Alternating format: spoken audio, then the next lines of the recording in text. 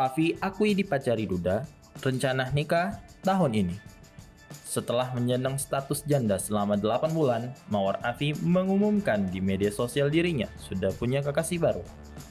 Mawar Afi membocorkan nama kekasih barunya yakni Mr. Lee, orang Indonesia yang tinggal di luar negeri.